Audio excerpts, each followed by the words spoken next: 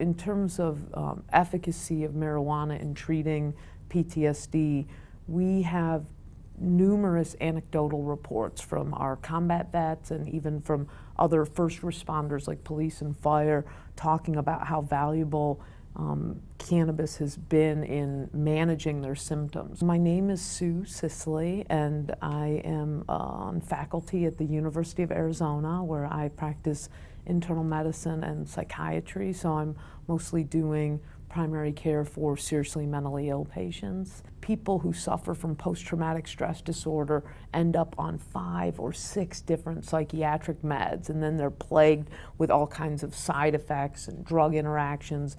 The way marijuana, with its 60 or 70 different phytocannabinoids and this entourage effect, the way they all interact so elegantly with each other, the truth is that marijuana can treat the whole spectrum of PTSD symptoms with this one medication. What we find from patients is a lot of them learn how to use it more in a targeted way to manage. For instance, a lot of our PTSD patients have flashbacks at night and real trouble sleeping, and so they can simply dose marijuana in the evenings to help them decompress so that they can get some rest at night, which normally they couldn't do.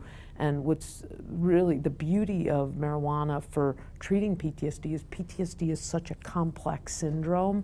It has so many, it's not just flashbacks and nightmares, it's also depression and anxiety and increased startle response and all kinds of this whole array of symptoms that are not easily managed by 1 or 2 medications. The proof is in the clinical response. We're seeing patients who are able to walk away from a lot of their psych meds and their opioids and simply manage their symptoms with one drug, marijuana, and that speaks volumes. Despite what the government says about marijuana having no medical value, you can't deny all these anecdotal reports. A lot of these are high-ranking veterans who hold a lot of respect and prestige in the military complex, and they're showing the courage more and more to speak openly about their experiences with marijuana.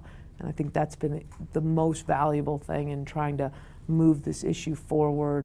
Marijuana is the only Schedule I drug that requires a second approval by NIDA even after you've already received FDA approval. NIDA is the National Institute on Drug Abuse, and they are a big federal agency that's in charge of a lot of different things, primarily curbing illicit drug abuse. And they're also charged with administering the only legal supply of marijuana in the country that's available for FDA-approved studies.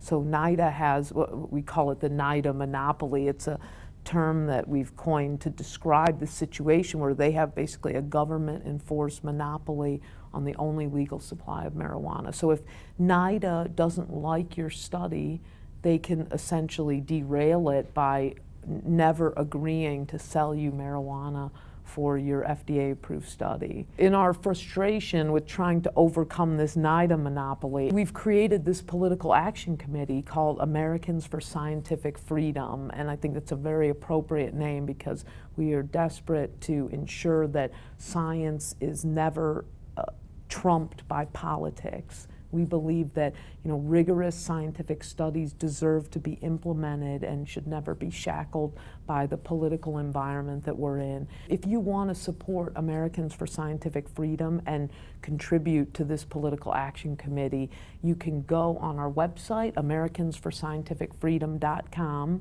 and you can read up on some of our initiatives, both at the state and federal level. We need 500 individual donations of $10 apiece, and we would be most grateful to have your support for eliminating the barriers to marijuana research.